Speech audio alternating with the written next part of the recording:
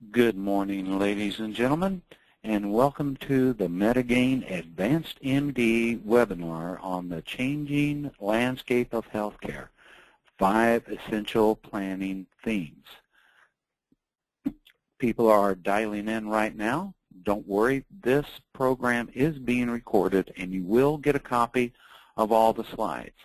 We had a lot of you submit questions before the webinar started, and we will be getting to those.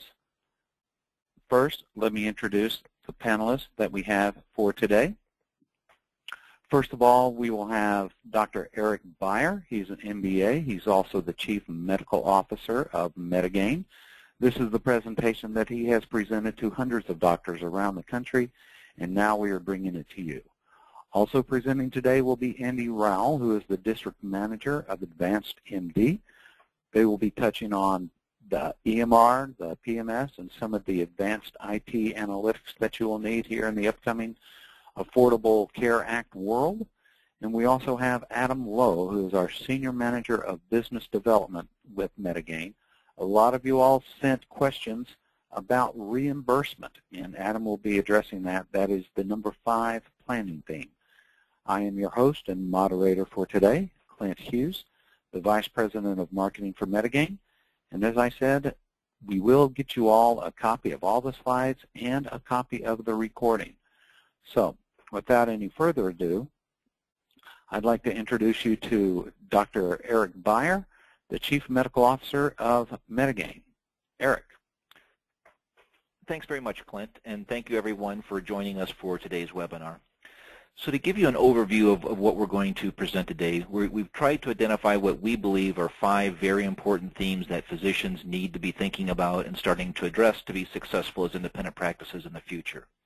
And another key point is, even though the Affordable Care Act, or ACA, is getting a lot of publicity these days, it's in the news with some of the challenges that the website and so forth is having, regardless of what happens with the Affordable Care Act, the underlying pressures in the system for reducing cost, improving outcomes, how can we provide more accountable, efficient care, those will remain, nevertheless, what happens to the Affordable Care Act.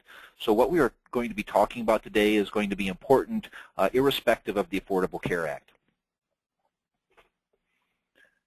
Next slide, please. So the key learning objectives that we want to focus on today is first identify what are some of the key planning that physicians need to do as we move from a fee-for-service reimbursement environment to one that is focused on paying for value. A second key point is how can physician practices reduce their costs so that they can protect their bottom line. Third, what are some of the opportunities that the new healthcare environment will have, and we're going to focus in particular on clinical service lines. And then fourth, Andy will be talking about some of the important information technology capabilities that practices are going to need to have to be successful in the future. And then finally, Adam will talk about what are some of the things that practices need to do to maximize their reimbursement and maximize their revenue. So starting with some of the key challenges, what's driving the health reform change? Well, if you look at some of the numbers, 1% of the population actually accounts for 20% of all healthcare spending. About 5% of the population drives 50% of healthcare spending. So we can see that a small minority of patients are really dominating why we have to spend so much money in healthcare. And so that brings up opportunities. How can we reduce fragmentation of care, provide better coordination of care, provide more cost-efficient care, and at the same time drive better outcomes and better quality of care for patients. So the first theme is the transition about moving from a fee-for-service world to a fee-for-value world. In fee-for-service, the reward is for volume. So in principle, the more volume you do, the more procedures, the more services that a physician renders, the more he or she expects to be paid. In a fee-for-value world, the focus is going to be on quality and on patient outcomes. The second bullet, what's going to be important here, is that it's going to be value largely defined by payers. And when we talk about value, it really comes down to 2 parts. One is quality and the other is cost. So one way to increase value is to increase the quality while holding the cost constant. Another way to increase value is to basically lower the cost while you hold the quality constant. Or in an ideal world, you're increasing quality while lowering cost and thereby maximizing value. But either of those variables, quality or cost, can impact value, and so those are going to be key areas to focus on for physician groups in the future. Transparency, being able to measure and report performance is going to be very important. So you're going to be rewarded for the actual performance that you provide, and having metrics and having reporting mechanisms to share those metrics and your performance with payers is going to be important. Payers are looking at how can we drive cost out of the healthcare system. And they're concerned about the entire cost of care, not just an individual physician's portion. So it's not just what's under your direct control for the patient services you provide, but what are the services that you refer to, that you write orders for, and other providers that you interact with. How can we best manage that to drive cost out of the system while driving up quality? And then finally, looking at how can we provide more coordinated care, how can we focus more on preventive care and keeping patients healthy rather than treating frequent episodes of chronic disease, acute episodes. What are some of the provider impacts that we're going to see in the fee-for-value world? It's going to start with new reimbursement models. We'll give a couple of examples in a few moments, but there's going to be new models than what we've seen in the past. Payer-defined quality metrics and grading. I think it's important for physicians to be aware of what are some of the quality metrics that their specialty societies have, and that other organizations such as the Centers for Disease Control may have. But you also need to be aware of, when you're contracting with payers, what are their metrics going to be, and how are they going to grade performance in terms of outcomes, and what do they regard as quality. There will be incentives and penalties, and so it will be very important to be able to link financial performance with clinical performance. At the same time, physicians need to understand that their clinical performance will have a direct relationship to their financial performance. So once again, they're going to need to have good reporting and analytical capabilities to understand that and be very aware of that when you're contracting with payers in the future. There's going to be an attempt by payers to shift more risk to providers, both physicians and hospitals, to manage patient populations and manage the health of patient populations. Right now, the payers largely shoulder that risk. And then finally, there's going to be increased complexity as more of these payer contracts and reimbursements shift to different models, different metrics, and so forth that physicians are going to need to keep track of. What are some of the strategies that you can use to improve the quality of care? Well, one of the first things that practices can do is look for opportunities to standardize care. So it's using accepted guidelines, evidence-based medicine, things that can come from your specialty society, as well as, like I said, from certain national organizations. So for oncology, it might be the NCCN guidelines or ASCO guidelines. But really what we're looking for is really how can we standardize care when there is a best practice or is evidence-based medicine, and try to make sure that we're staying compliant with that as much as possible.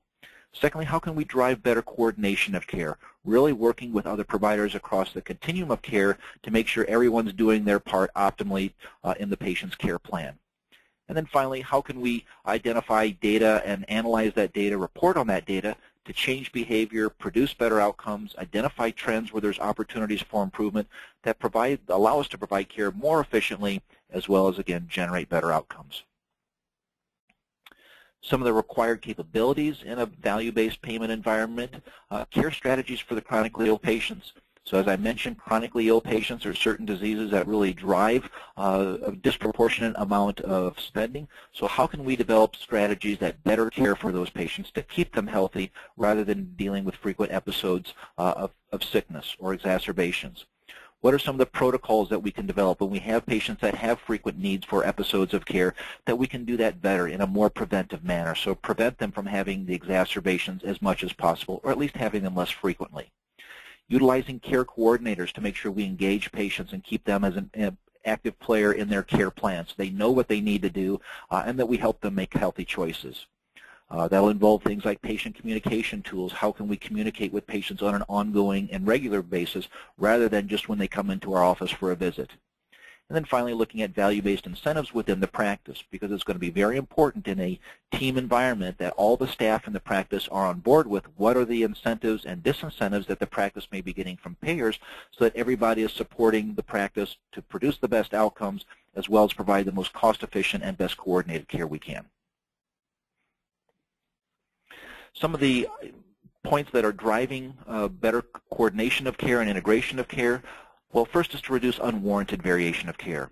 For many of us as physicians, how we practice medicine depends on where we were trained, the area of the country that we live in, the region, other physicians in our practice, also our own experience with patient care that we provided. But oftentimes there's best practices and there is clinical pathways that we know produce the best outcomes. So if we have those, ideally we want to follow those unless there's a compelling reason not to follow them. But again, we want to reduce if there's not a good reason for variation of care, that we stick to the best practices. So that's where we're going to have clinical pathways and guidelines, and then being able to measure compliance with those pathways and guidelines when appropriate, as well as when to step outside of them. Looking to make sure we do good handoffs and transitions to other caregivers, so particularly when patients are discharged from the hospital or the emergency department, making sure that there's timely and appropriate follow-up to keep them from bouncing back into the emergency department or the hospital. And then also looking at communication and coordination of care with other team members as well as the patient to make sure that everybody understands what is the care plan and what is each provider's role in that care plan as well as the patient's role. 3 key mechanisms to create value. We want to first measure value, then we look at how can we create value, and then third, what can we do to organize for value. Regarding measuring value, the starting point is determining what do payers and patients and partners want for value, because it may not all be the same. But there are things, again, depending on your specialty and your practice that you can look at. Certain types of performance data. So for surgeons, it may be something such as on-time operating room availability. For certain specialties, it may be patient functional improvements, such as pulmonary function tests or HbA1c for diabetic patients. It may be patient satisfaction surveys. Do patients feel that they are engaged in their care, and are they satisfied with the responsiveness and the communication that they get from their providers? Looking to avoid complications. A lot of hospitals now are using checklists in the operating rooms, and really trying to make sure that we do all the things that we need to reduce and avoid complications whenever we can. Look to reduce unwarranted resource utilization. So it might be lab tests, imaging studies, and so forth, but what are the key drivers of cost, and how can we reduce that when it's not necessary? So duplicating lab tests that have already been run somewhere else, or imaging studies, and so forth. Making sure that patients adhere to their treatment plan. We can have the best treatment plan in the world, but if the patient doesn't follow it, we haven't accomplished much.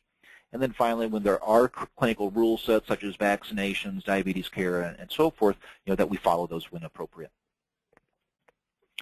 Creating value, collaborative approach to continuous performance improvement. We look at things like developing evidence-based guidelines. So if they don't exist, are there some things that you can do through your specialty society or developing clinics within your practice to start moving towards that, towards evidence-based guidelines and protocols?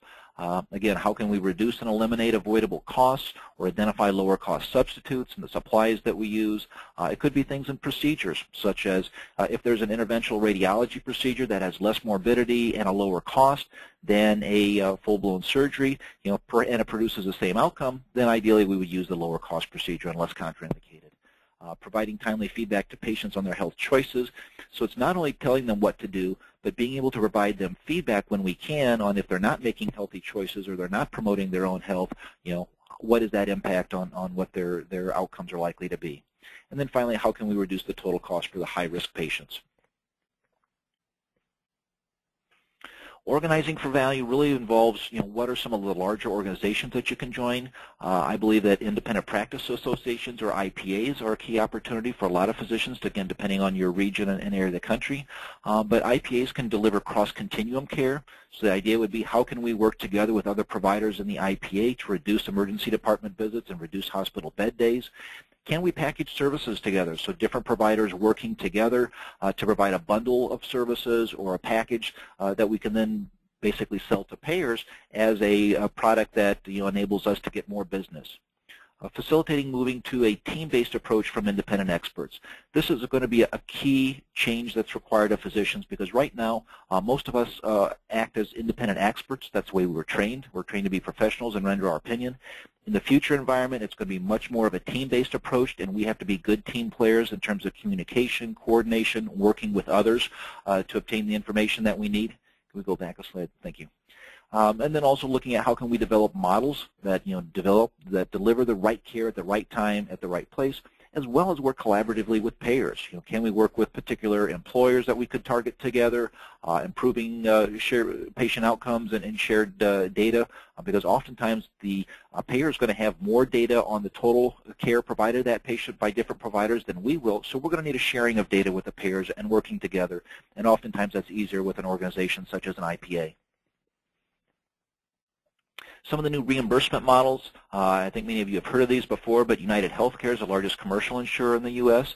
They're already involved in accountable care organizations. They say that they have 575 hospitals and over 75,000 physicians already participating in accountable care organizations. So this is not just something in the future, this is something that's here and now. Same with patient-centered medical homes. UHC says that they save $2 for every $1 that they spend on patient-centered medical homes. So I think we can expect to see more emphasis from UHC on patient-centered medical homes as a reimbursement model.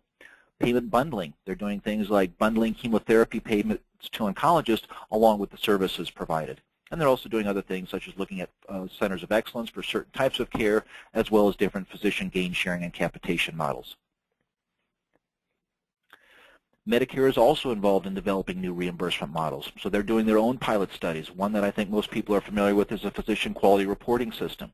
So this is going to be moving from an incentive-based system, 2013 is the last year that the incentive will be paid, to a penalty system where in 2015, there could be a penalty of 1.5% if physicians don't adhere to the physician quality reporting system.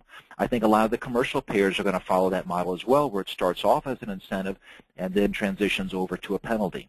So if you don't participate in that incentive portion, you could find out that that learning that you would have gained in the incentive will now come back to bite you because you won't be able to adequately address the penalty phase. Accountable care organizations, Medicare is doing a number of projects here for shared savings, advanced payments, and they're also looking at patient-centered medical homes. Interestingly, they're looking at specialist care models as well as primary care models, so even specialists can potentially develop and focus on their own patient-centered medical home. The second theme then is how can physicians looking within their practice and the practice managers really optimize cost efficiency, drive cost out of the practice, because the bottom line depends not only on the revenue, but how can we save costs so that more goes to the bottom line that's available as net income for compensation or to be used for the practice in other ways. So one of the key principles that I believe strongly in is the lean method. You may have heard of this. It came from the manufacturing world. And in a nutshell, what lean is really taking a 5-step process down to a 3-step process. Because what it does when you take 5 steps down to 3 steps, you eliminate 2 steps where an error can occur, and you also eliminate 2 steps of work. So you save money and you increase quality. So that's a mindset that I recommend that physicians and practice managers and managers within the practice take and implement with their staff and try to develop that culture of how can we streamline, how can we eliminate waste, which could be waiting, it could be errors and defects that create rework, non-value-added activities, things that we do that the payer or the patient, no one really cares about. Those are all important things to focus on.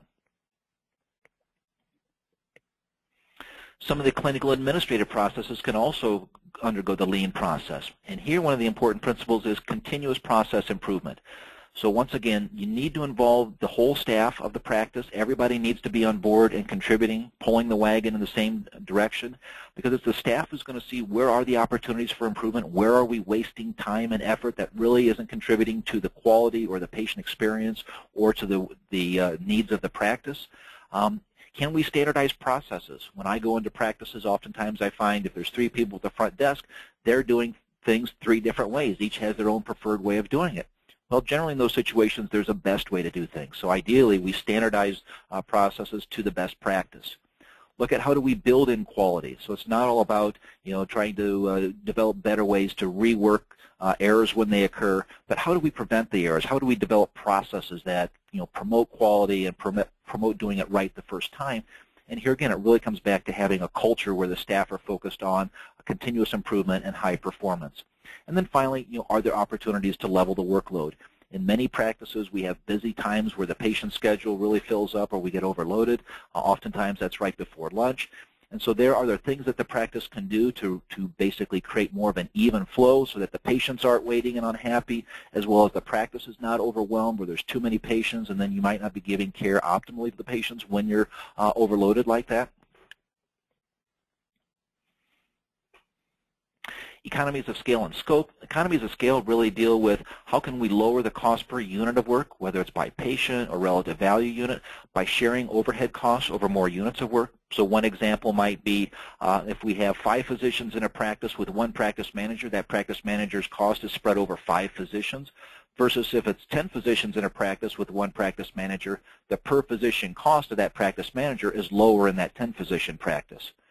Can we identify like services and process them together? So if you provide certain procedures in your practice that require a certain setup time, oftentimes if you do them more or less together, so call it as an assembly line, you can save that setup time and that downtime and do it more efficiently rather than interrupting a busy day to put in procedures.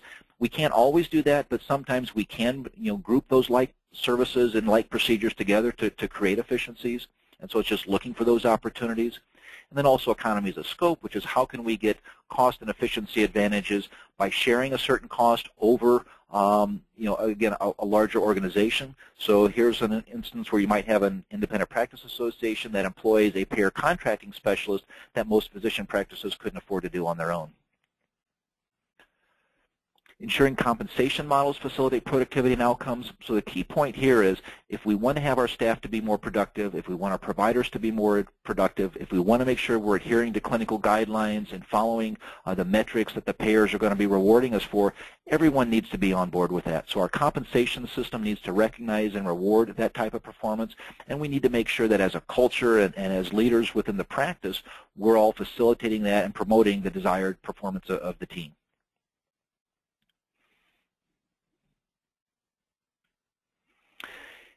Third theme, clinical service lines. As I mentioned, I think there's some opportunities, and clinical service lines is one that's really specialty specific, but it really pulls together a lot of these key points on integrating services and so forth.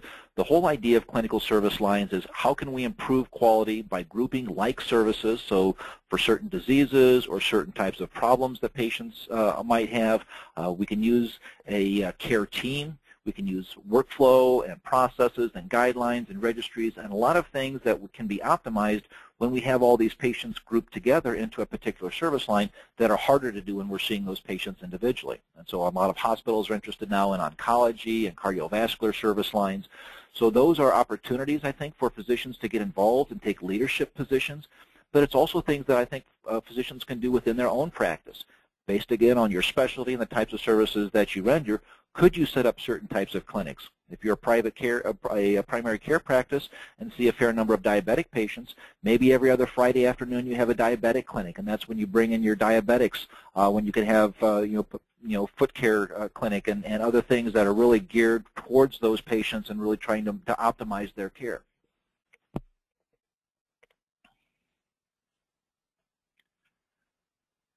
Managing patient populations, as I mentioned, is going to be a key theme in the future as well. It's about keeping people healthy. To do good population management, there's really 3 essential requirements. The first is to have good analytic capabilities. So that's where it comes back to the information technology that you have so that you can do reporting to understand what are the trends that you're seeing within your population on the key metrics, and then you can manage performance accordingly. Being able to develop care improvement processes and solutions. So when we have those high-cost patients or those chronic illnesses, the frequent flyers, how can we better manage their care so that they have longer time in between those exacerbations? And then thirdly, what are the things that we can do to better engage our patients in their care? We also look at how can we achieve better alignment between primary care physicians and specialists. Again, it's all about how do we work together in a team environment. And then finally, outpatient care and post-acute care are key drivers because it's often when patients are discharged from the hospital, discharged from the emergency department, discharged from the nursing home, that there's a drop-off in follow-up or they don't receive the appropriate follow-up with a changed care plan. So those are the things we want to be mindful of to make sure that we're filling in those gaps so that, again, it's a seamless transition from one provider to the next. Some of the things that we can do to promote optimal outcomes, proactive care management strategies across the continuum of care, really identifying who are the high-risk patients, how can we create a population and manage around that population of certain high-risk patients. We talked about the transitions in care. What can we do to share data, by the payers within call it the network, so with other care providers, making sure that we're sharing important information on how patients are doing so that each of us knows for our role in providing care of that patient what we can do and what's the care plan and our role in it. And then also looking at predictive modeling tools. That again comes back to IT, but how can we reduce emergency department visits and hospital admissions and excess resource utilization by better being able to model who are the at-risk populations that are going to be high utilizers of those types of services. Driving patient engagement. So here we look at what are some specialized follow-up and preventive care instructions we can get. It's easier to do that within a clinical service line where patients have similar needs. Care coordinators and navigators.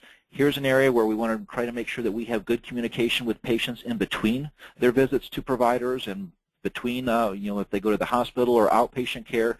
It's making sure they're following the care plan in between each of those points of contacts with the provider.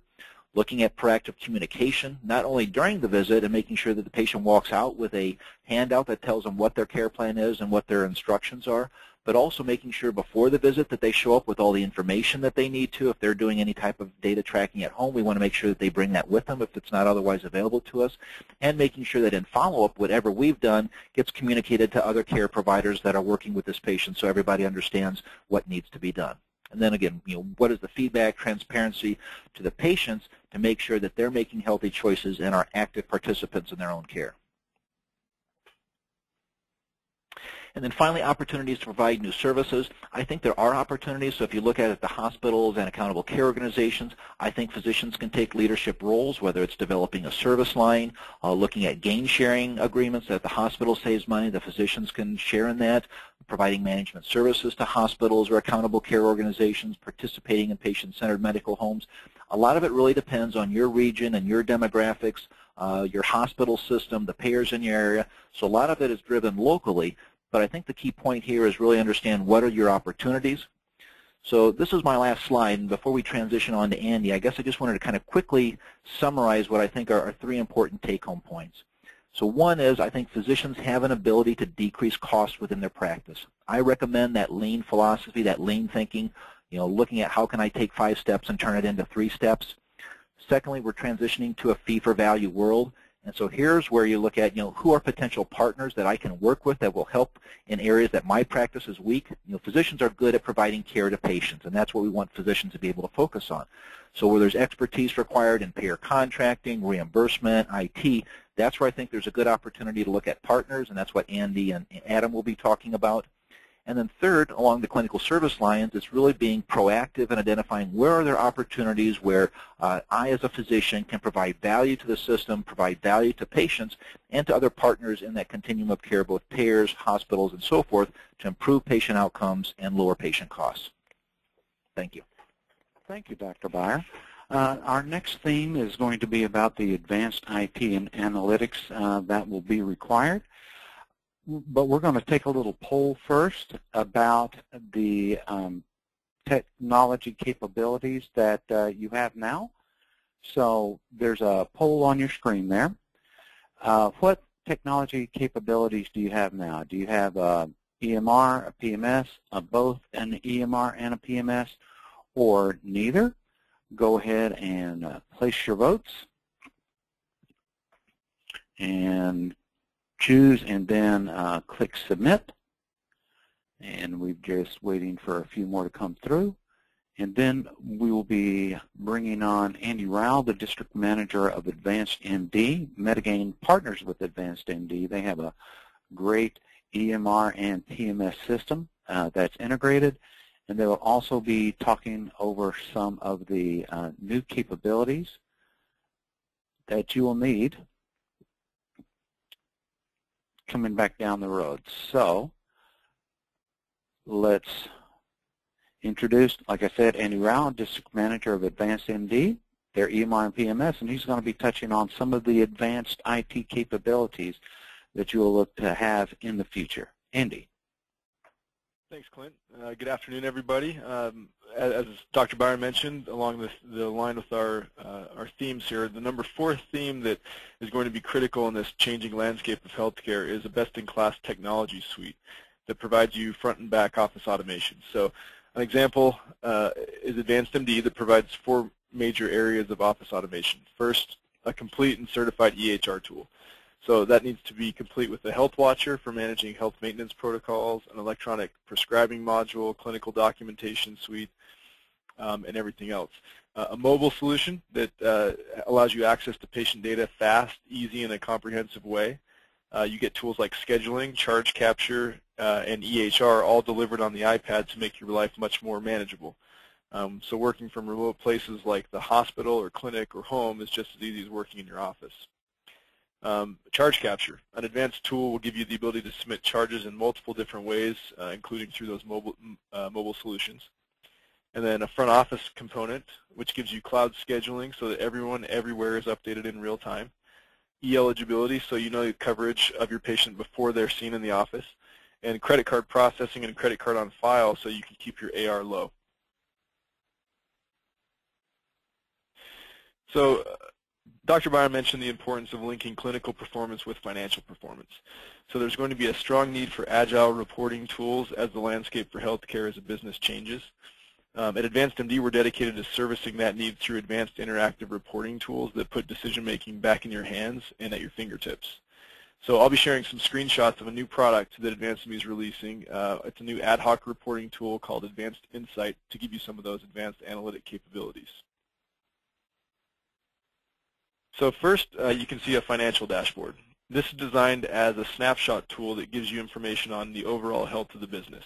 It contains things like AR, key performance indicators, top carriers, and gives you the ability to review year-over-year percentage changes, trends and charges and adjustments, gives you KPIs in terms of back-end for the practice, and the ability to drill into those associated report data points for providers, facilities, carriers, and then, as you can see, review that information based on posted date, period date, or service date, all in one easy click. So from the dashboard, we now move on to the actual report engine for the ad hoc tool. So on the left-hand side, you see what we call the reporting canvas, where the report is actually created. On the right-hand side, there's a filter view that houses the data folders and then each data element that you can select for your report. It's as simple as finding the data element in the folder, and dragging it over to your reporting canvas, and then watching the results calculate in real time as you build out the report with those different data points. So every dashboard report created in Advanced Insight is dynamic, meaning any of the report results can be interacted with to see additional detail. So if you click on the Blue Cross Blue Shield section of the pie chart, or in this example, Jeffrey Green's provider profile in the bar chart, the report will actually filter down, giving you the details that make up that reporting component.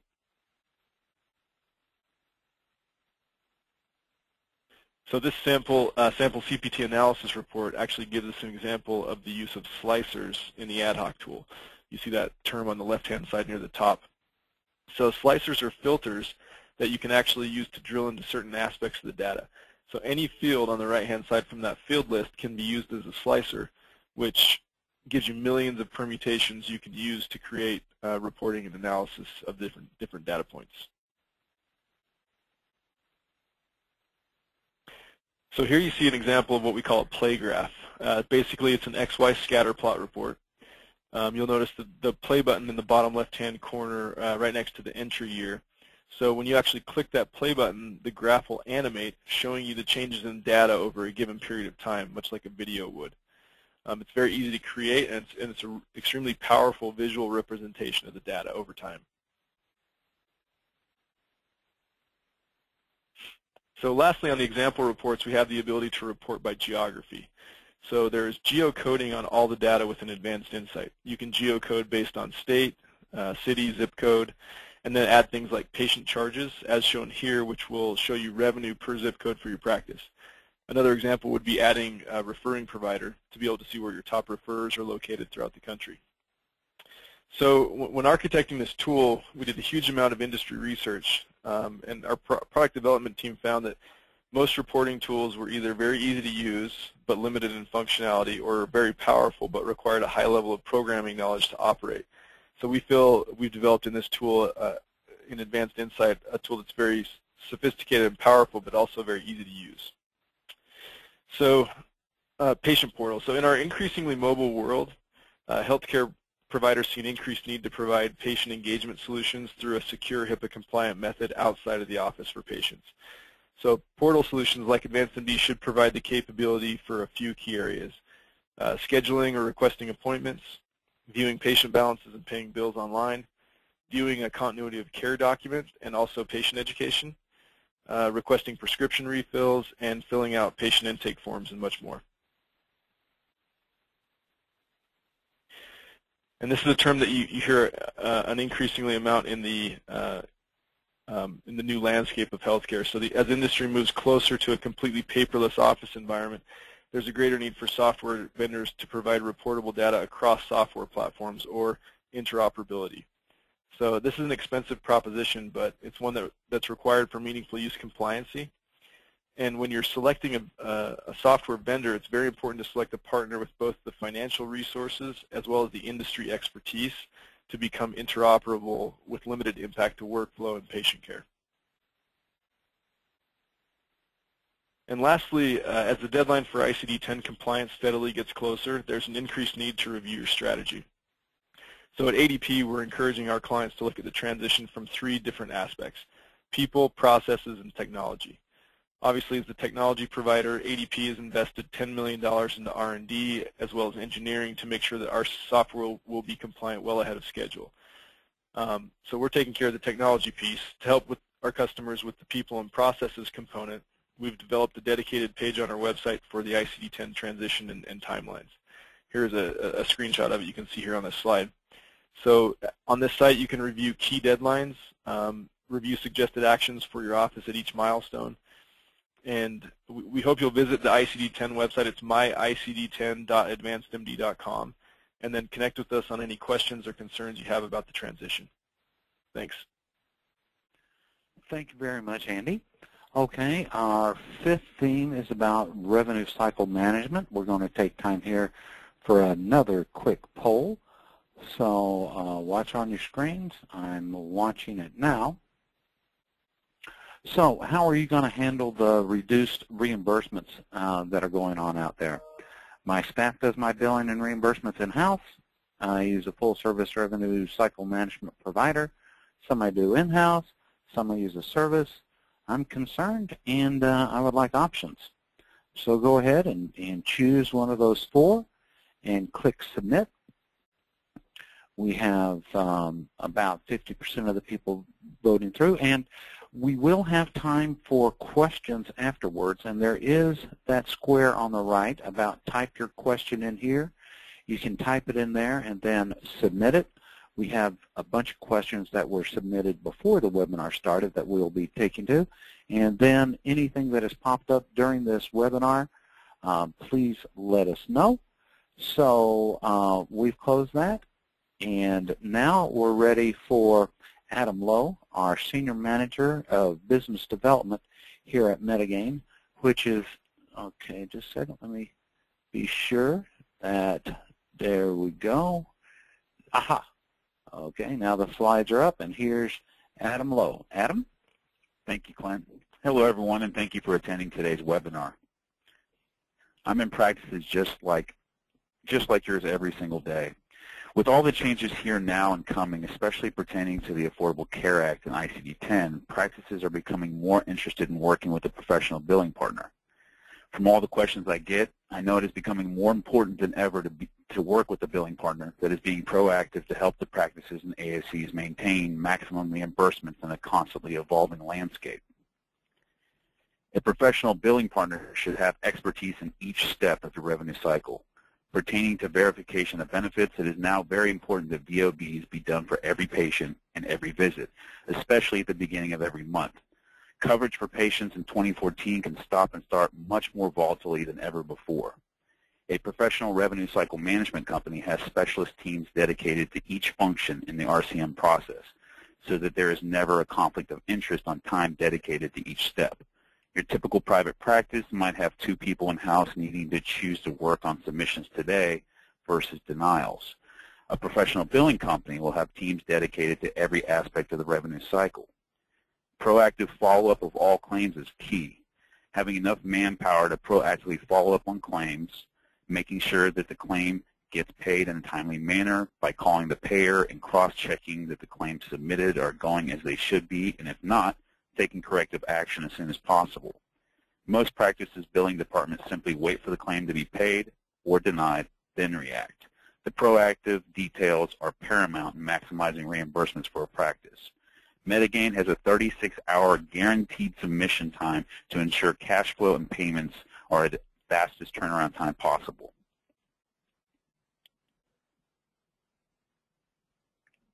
There are two things a professional revenue cycle management company does to ensure a max payment ratio. These particular items get even more important with the Affordable Care Act and ICD10 coming. Extra steps are taken with all claims before and after the claim is submitted. To reach the highest clean claim ratio, all claims need attention.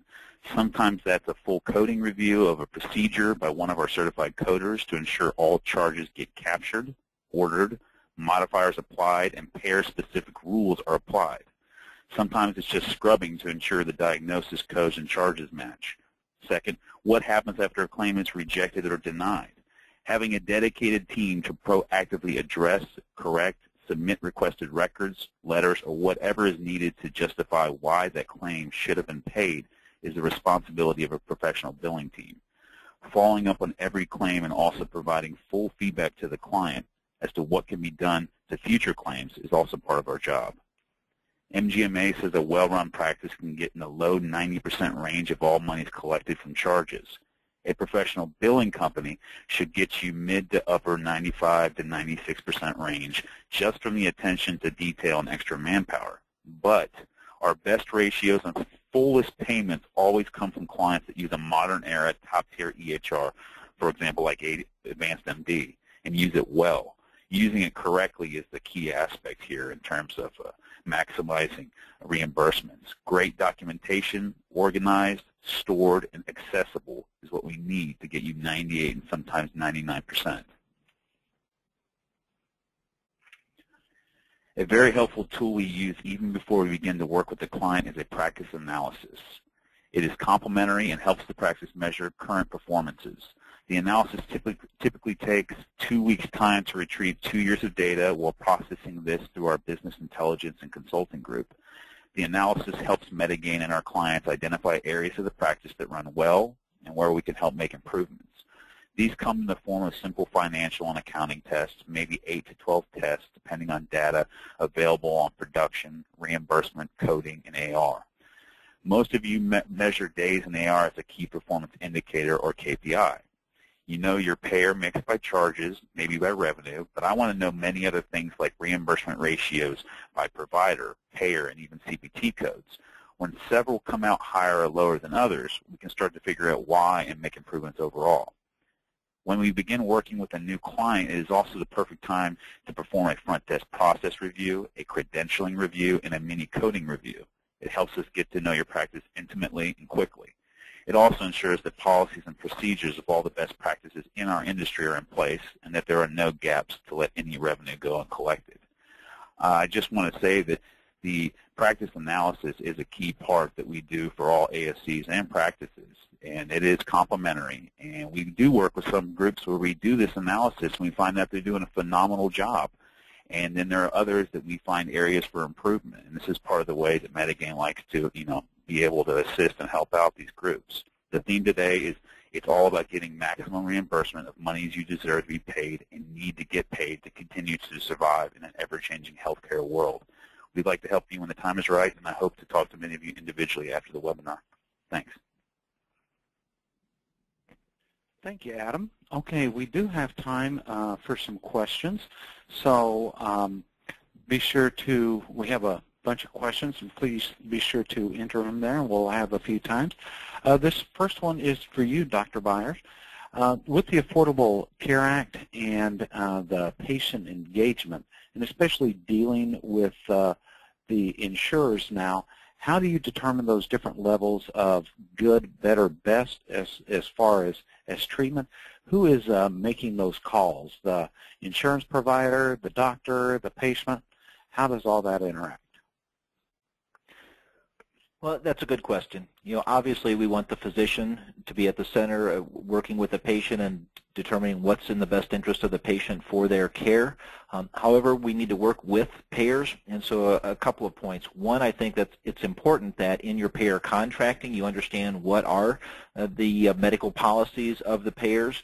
They're typically driven by medical directors, but they may look at outside organizations such as specialty societies, CDC, and others to and follow their guidelines on particular diseases or particular conditions. So you want to be aware of that and knowing what the payer believes is important. Secondly, I always advise physicians to make sure that you're documenting your services appropriately. So you certainly want to do what's right and what's best for the patient, but oftentimes that comes to making sure you document your services to help convey the medical necessity of the services that you provided.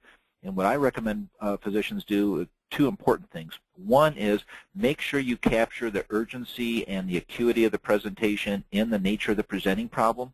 So when you're documenting that patient's chief complaint and their history of present illness, make sure that any significant complications or problems that patient's experiencing come through and can be seen by the payer. Secondly, your assessment and plan. I recommend a problem-focused assessment and plan that gives problem number one, here's my assessment, here's the plan. That also helps convey medical necessity and helps payers understand what in fact they're reimbursing and why they should be paying for those services.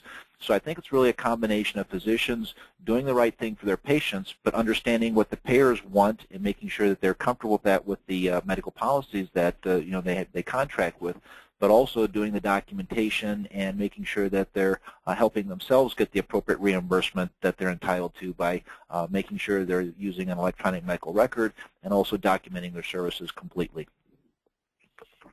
Thank you, Dr. Beyer, and that's a pretty good segue into one of the questions that came up. Andy, what kind of improvements in efficiency and cost have you seen when people have gone from old school to new school with an integrated EMR and PMS? That's a great question. So typically with a practice management system that's a legacy system, a server-based, MGMA says that you can expect about a 30% claim rejection rate because there really aren't any advanced claim inspection tools built into the product, and there's not an integrated clearinghouse. So there's usually about 30% expectation of rejected claims. So you can usually see a dramatic increase in that. And where you see a huge uptick in revenue is the increase on first pass claim acceptance. So that usually goes up with a tool like AdvancedMD, goes up to around the 95, and as Adam mentioned, when you're using a third-party billing service like theirs, 98, 99% is very achievable with that kind of a technology and that kind of a billing service partner. So you could expect about a 20, 25, 30%, or in some cases 30% increase in that revenue line. Well, thank you, Andy, and that's a good segue into another one. Wow, this is just falling in. Adam, one of the things that you talked about was access through the cloud. So how does Metagain work with AdvancedMD through the cloud and into particular physician's office or ASC? Thank you, Clint. Metagain actually will work directly on the system. I mean, we work with a lot of practice management system and EMRs are based, server-based, but a new wave of top-tier systems are all going to the cloud. Security-wise, they're HIPAA compliant. I mean, they are top. I mean, right now the technology is at its highest, and it's getting better and better.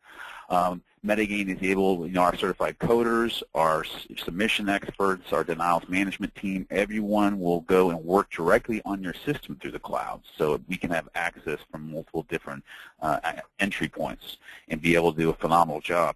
And that's a huge part, being, everything being completely transparent, being able to actually see what is going on in the system. And the cloud gives you a lot of those capabilities. Yes, you can set up with the VPN access and have a direct access to that way, but I think the cloud opens up a lot of different avenues that is really helping out, being able to look at the practice management systems and the EMRs from your home or from a lot of different areas too to really help out. Thank you. Dr. Beyer, a question back in to you. What is how does meaningful use fit into all this? And do you see any changes, delays with everything that has been coming back on? So on meaningful use, I think that was supported by the HITECH Act, where the government said they will support the implementation of electronic health records by providing financial incentives to groups. I think you can imagine that the government's getting something out of this, and what they're getting is by being able to get more information electronically, so that will enable them from their payers, Medicare and Medicaid, to be able to analyze data and be able to start looking at outcomes and so forth in the future. So I think that's what their vested interest is. So there is some relationship, but I don't think it's directly tied to payer contracting and some of the things that we're seeing with the new healthcare environment. So I think there's a relationship there, and I think that there's a value both ways, but I wouldn't look at that really as a direct impact from the Affordable Care Act in terms of, those financial incentives are tied to the fee-for-value system. Okay. We had a question about how does this whole system work with outpatients, people who are just checking in. I guess this goes back into the patient responsibility aspect of the whole Affordable Care Act, Dr. Beyer. So the level that is coming into the patient's responsibility, and if they're not in the office or in the hospital, I think you touched into a little bit about giving them more specific instructions to track. Can you address that, patient responsibility, and how that might have to deal with outpatients?